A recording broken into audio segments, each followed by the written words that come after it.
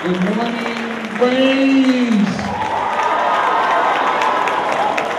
Well, it is great to be here this morning. This is a great day for Jacksonville. Are you excited? So, this is part of the Education Summit. You know the mayor is big on education. I believe in it. I made it a top priority of my administration, and I want to bring everyone together to focus on education for you. Say me. Because we love you, we believe in you, and we want you to reach your God-given potential. The mayor had a terrific idea, Mayor Alvin Brown, to have an education summit which would bring together everybody, parents, teachers, students, nonprofit organizations, and of course Duval County Public School, and any other stakeholders, the business community, the faith-based community, so that we come together as one, look at where we are in terms of a city, in terms of a school district, and then determine how we can work together to move our district from where we are to where we want to be. And here we are. Here we are. Let's utilize this. Okay? Let me hear you. Big G.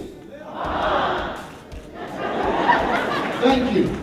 I got to tell you, I was just so excited about the visit that Dr. Cosby was here and really cares about education. He spent his whole life advocating for improving our education system.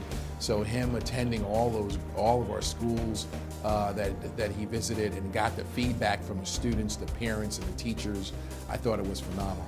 He really pushed the envelope when it came to the students, really encouraging them to really focus and study now and don't wait like he did when he was older, but get your education now. To support the parents and making sure they have a role. 3, he talked about, which was very powerful, that the churches and the business community really need to step up. They really need to step up and provide the funding for these initiatives, which I thought was important. And then the other thing is, we had a chance to have some fun. He performed, which was really great. We had the drum line, which was his idea of having the schools compete with drumline, was very, very, very, very rewarding for me and those who were watching, because it gave the students an opportunity to compete and have some fun. Thank you all for joining me today. First, I want to say how excited I am that our Education Summit is now underway.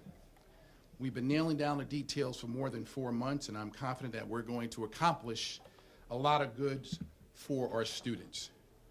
We are fully booked for tomorrow's session before the weekend begins, so we're ready for a summit.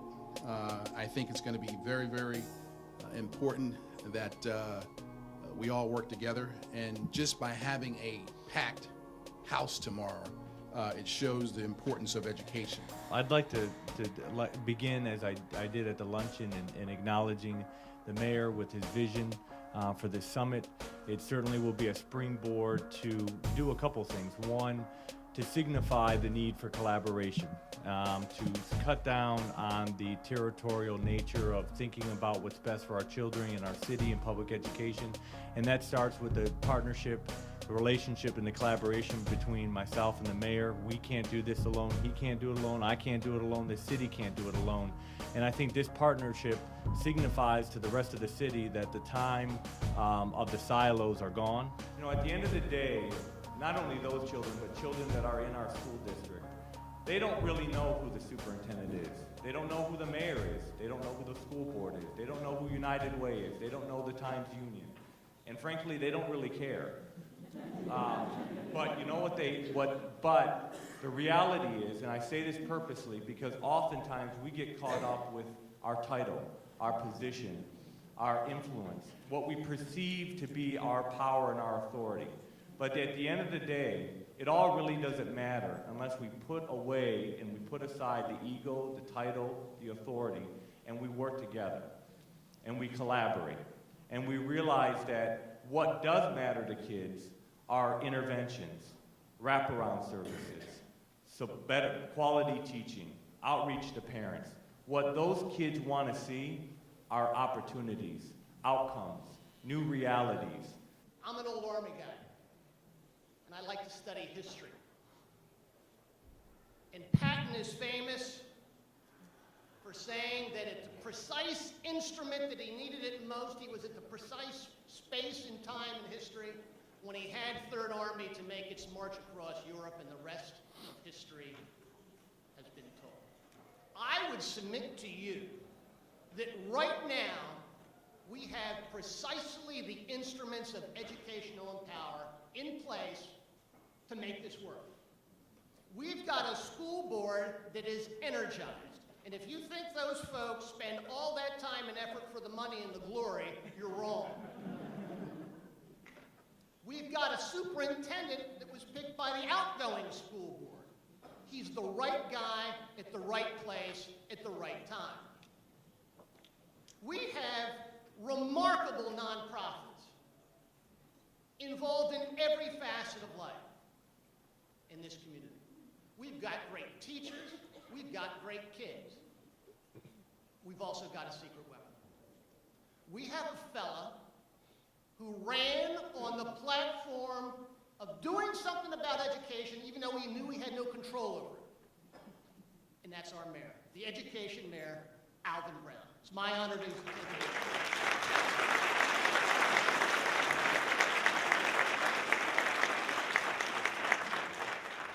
Good morning. This is about life or death. Life on whether or not we want kids to drop out of school and go on the street and continue to kill people and rob and steal and go in the prison system, and then we got to deal with them when they come out. That's death. And then we have ex-offenders, and then we got to come up with a program for ex-offenders. That's death. And then all of us go back to our nice neighborhoods and hug on each other and say, we're doing a good job.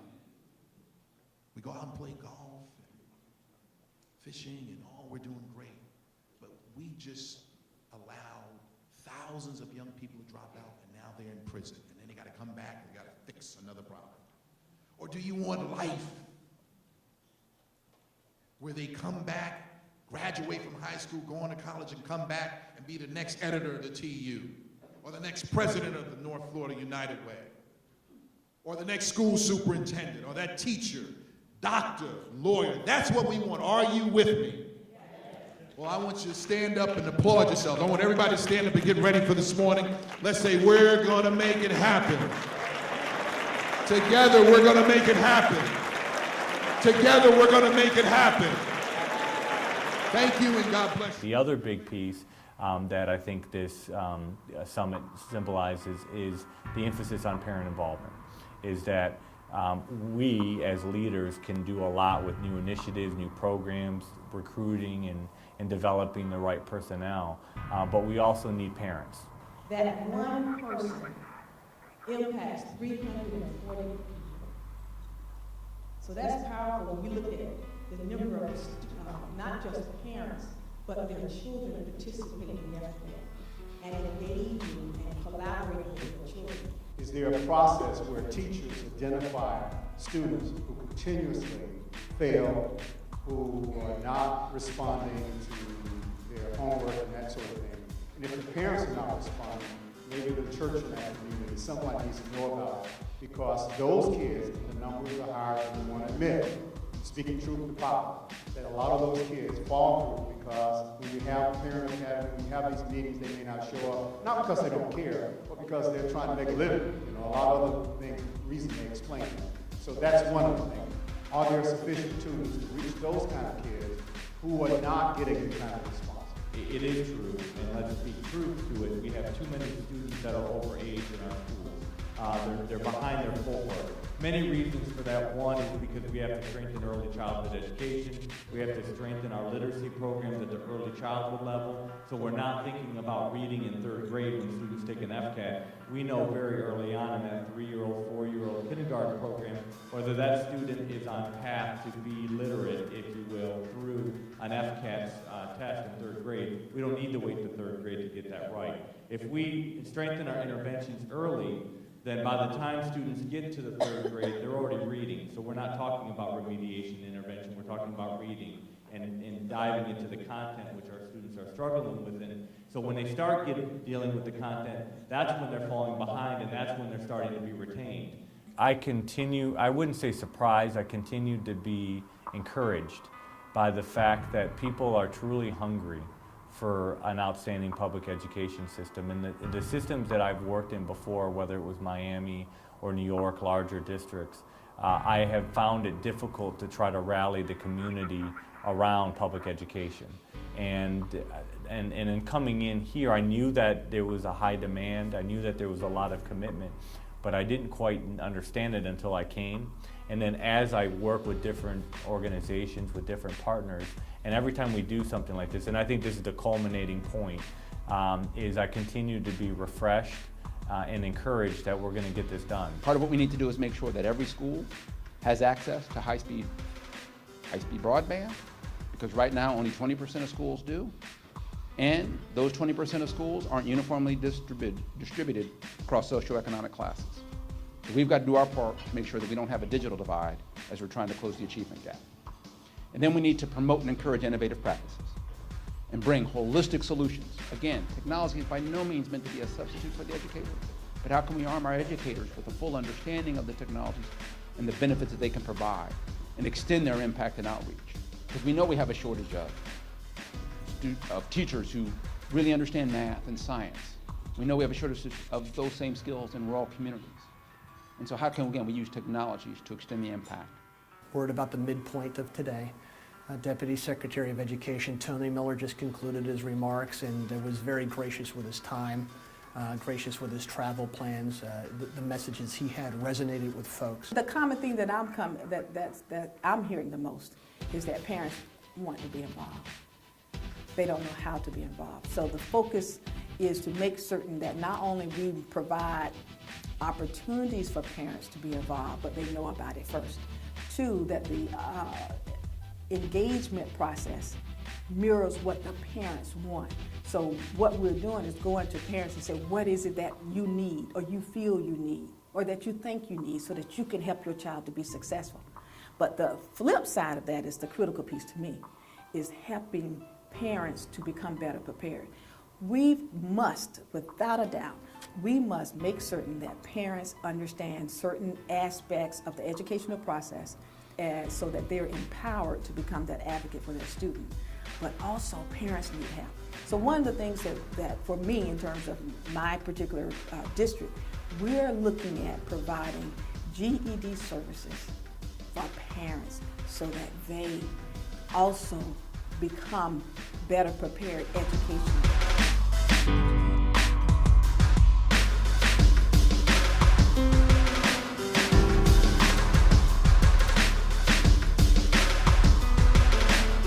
We are now at the report out phase of the afternoon in today's activities. And what we will do is ask our workshop chairs and co-chairs to come up and brief back to us what they found in their sessions. And each chair will take about 5 to 10 minutes. And they're really talking to the mayor and to the superintendent and to our board members, because a lot of the ideas they have will capture and then feedback. So we'll proceed in order of the way the workshops were organized. The first mini workshop, taking mentoring to the next level. Could we have Connie Hodges and Kenneth James come forward? We think that the parents help magnify the impact of mentoring, and that was reinforced over and over again, and that the parent can ensure their child that they value that mentor-mentee relationship, and that the mentor is really valuable for the child. They need to underscore that with their student and be a full partner in that. So we really had a good discussion about how important the parent is in that. It's not an absent parent, it's a very engaged parent in that. And then we took it to, well, I'll turn it over to you, Kenneth, to talk about the last question we asked and some of the creativity that came out of that. Thanks, Connie. Basically, taking mentorship to the next level, we want to talk about some visions of expansion. And some mentoring, it stops at 18. We want mentoring to go into college. maybe until their sophomore year is completed, to help them make that transition. We want to be known as a city that mentors. We want to encourage some policies, some business policies that encourages employers to allow their employees to mentor. At CSX, at the beginning of each year, we aggressively recruit mentors through the help of United Way and some other organizations out there that encourages employees to mentor. Some of them cannot fulfill a full-time commitment, but they do co-mentoring or joint mentoring. And that's a best practice that we want to possibly adopt throughout the organization and throughout Jacksonville. Great start, great feedback. Our second mini workshop was Girl Matters, creating a culture that celebrates and values girls and their parents. That's Dr. LaWanda Rovora and Benny Burney.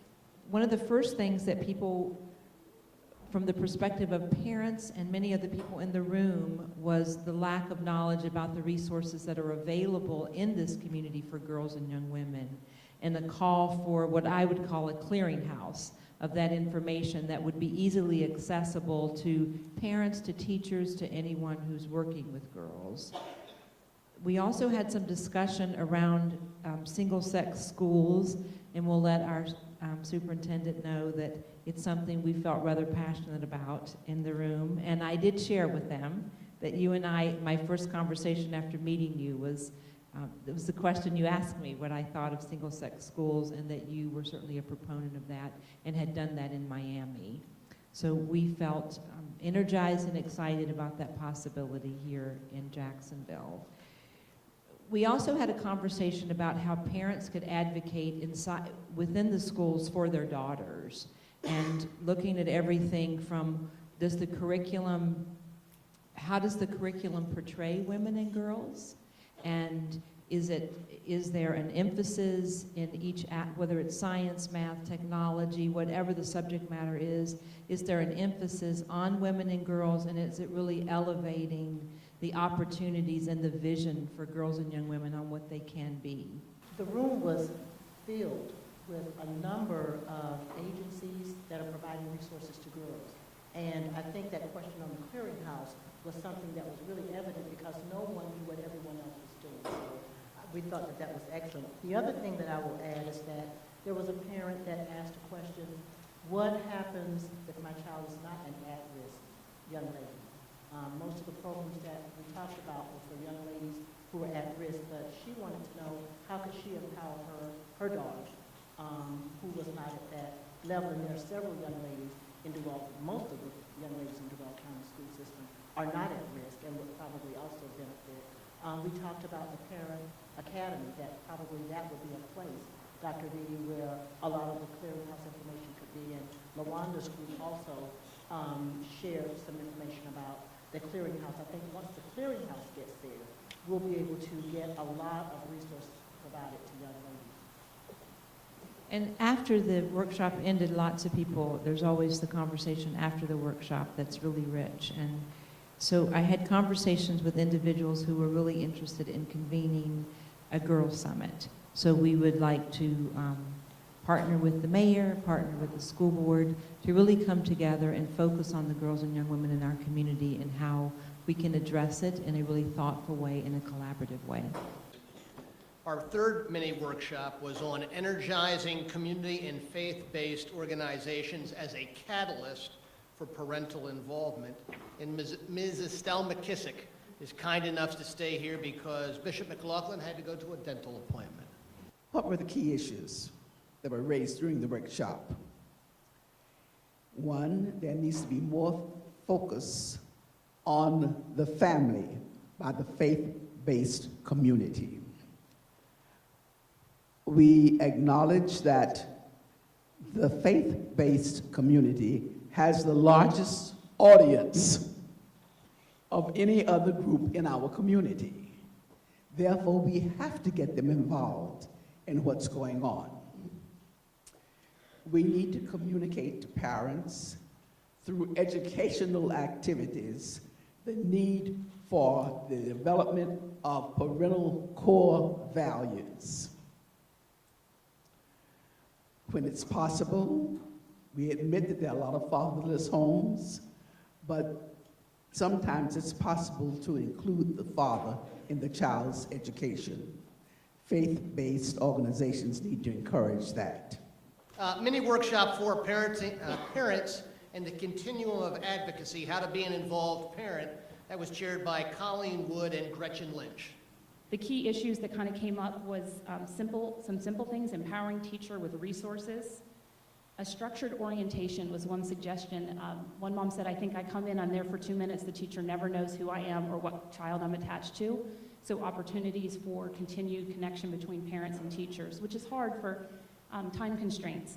But one opportunity was a school that on Friday morning has an open walk-in time for parents, that they don't have to make an appointment or try to get that call back. And the teacher said it works for us too, because if we don't engage a parent who's reached out, by the time we get them 3 weeks, 4 weeks later, they're mad, their kid's farther behind, and we've kind of, we're further in the hole than we need to be.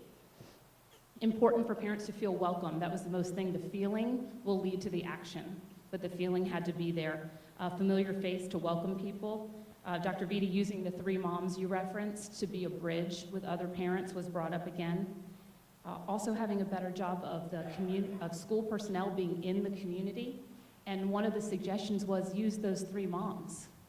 Have them be the bridge builders into the community. Literally, asking a teacher to go door to door in a community they don't know may not work out for anybody, and there may not be trust there. But if a parent who lives in the community also goes, that's a different situation. And our hope was that it would go from 3 moms to a school full of moms, dads, community leaders that were all the trusted people. One suggestion for a call to action was for businesses to support engagement of their employees with their students for parent-teacher conference or volunteer time. It was brought up that the city of Jacksonville does that employees can earn 8 hours and then I believe up to match another 36. And they asked that be even encouraged more. They want to do that. They want it to be more aware. And then a teacher said she would love to be able to do that in the community, Dr. Vitti, that she could have earned time in a way to go into the community. But also another teacher came up to me afterwards and said, I'd like to be able to go to my child's conference. That I'm so busy doing everyone else's, I don't get to go to my own child's conference. Mini workshop number 5 was early learning. Parents or a child's first teacher. We do know that success depends on partnerships and really, really good alignment. We think we have some really good partnerships, but we know we need to do an even better job of that and really have a city alignment around families. We also talked about the quality of our parenting programs. We need to make sure that they really are high quality, and we want to dovetail on Dr. Vitti's Parent Academy and make sure that we know he'll measure it, so we want to make sure that the trainings and the things that are offered there are of high value and get good outcomes. A woman in our audience said the neatest thing, I thought. She said, we need to go out to the people, and I know this was touched on before. She said, parents are not hard to reach. We just don't know how to reach them. And I just thought that, I mean, you're right. We always say, well, where are we going to get to the hard to reach parents? Well, they're there. We just need to go, as the mayor said all the time, we need to go out into the neighborhoods and reach them. And so I thought that was really good. We're not really all clear on what family engagement means at every stage of a child's life. We don't really have that all nailed down exactly what does it mean. So we think that is something that we need to really work on. I talked on, one of the ideas was pre-K planning with the parents, on really bringing the parents in on planning the day for the pre-K. And you know, that really would be a great idea so that parents could see, here's what's going to happen in your child's day here in the preschool or here in the infant toddler room. And so we had a lot of good discussion around that. So my job is to say, so what are we doing on Tuesday?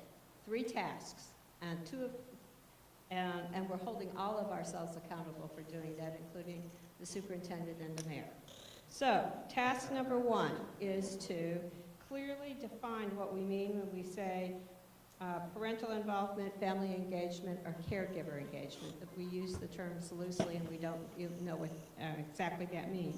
So first, define it. Secondly, define it in a way so that every person or group in our city can see themselves in that definition and what they need to do in order to make the outcomes for that definition a reality. So the definition is defining it, describing it so it's concrete, having outcomes, and then just doing it in a way so people will see how they can play a role in achieving those outcomes. So that's task one, multi-steps, you'll see. Task two was to prepare, and this came through from the other work groups as well, prepare a crosswalk and then a one-stop access of services as who provides what and to whom. And that was dealing with the frustration of programs all have caveats to who can be served with which funding stream, and how it is we can diminish those barriers. I don't want to repeat everything that we talked about. The superintendent and I will be able to work together. We're going to co-chair this task force on the Parents Academy. And I think with his resources and our resources and all of us working together, I believe we'll get it done. I'm very, very excited about the future for our kids in Jacksonville. I really am. I'm very encouraged. I think that this summit represents why Jacksonville is so close to being a great, it already is a great city, but having a great public school system and providing excellence for all children. You cannot do this alone. I can't do it alone. The mayor can't do it alone. All of you can't do it alone, but there's certainly an energy in Jacksonville. There's a spirit of collaboration. I'm honored to consider the mayor not only a friend, a colleague, and a warrior in this fight for equity. And we're going to transform the lives of kids. I have no doubt about that. And hopefully our relationship can set the example for the rest of the city.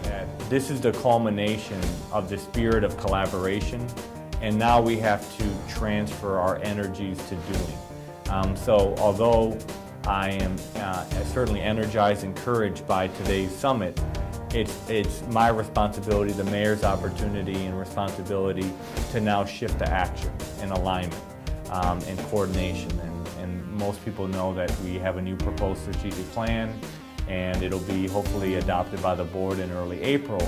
And people have to align themselves to that strategic plan as we start moving into the spring, summer, and then implementing in the fall. So although great energy, great conversation, a lot of relationships built, a sense of hope, we have to capture that and translate that into action, or this summit will be about talking, and we don't want that to happen.